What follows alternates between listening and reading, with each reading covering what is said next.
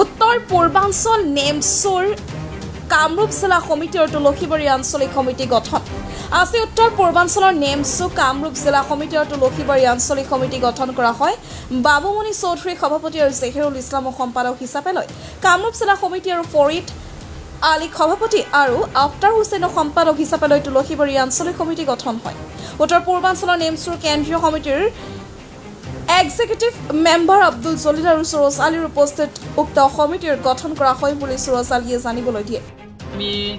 উত্তৰ পূৰ্বাঞ্চল সংখ্যালঘু ছাত্ৰ সন্থা চমুকৈ নেমচুই আজি আমি ইছাৰ কেম্প মুক্তাপুৰ আৰু তুলসীবাৰী খুটাৰগাঁও জেতিয়া ভাঙা আজি আমি মিলি কামৰূপ ডিস্ট্ৰিক্ট নেমচুৰ আজি আমি গঠন কৰিলোঁ সেই মৰ্মে আমাৰ আশা আছে যে এই নেমচুৰ ডিস্ট্ৰিক্ট কমিটিয়ে আমাৰ জাতিৰ কাম কৰিব বুলি আমি মনে দি ভাবিছোঁ আৰু কাম কৰিব বুলি আমি আশীৰ্বাদ দোৱা কৰিম আমি কওঁ যে এই কামৰূপ ডিস্ট্ৰিক্ট নেমচুৰ সমিতিৰ নেতৃত্বত কামৰূপ ডিস্ট্ৰিক্টত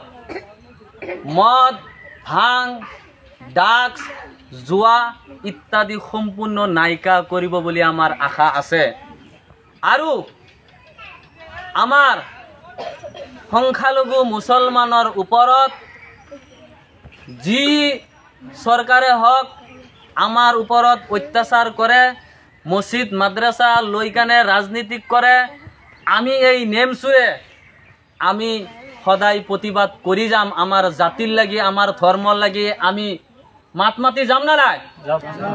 আমি সকলোৱে একবদ্ধভাৱে একগোট হৈ আমাৰ জাতিৰ কাম আমি কৰি যাম আৰু আমি সকলোৱে আমি আশীৰ্বাদ কৰোঁ দোৱা কৰোঁ এই ডিস্ট্ৰিক্ট কমিটিৰ জৰিয়তে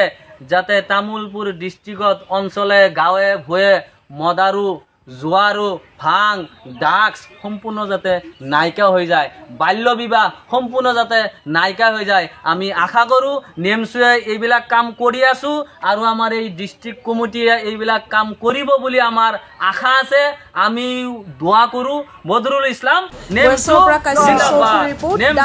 জিন্দাবাদ।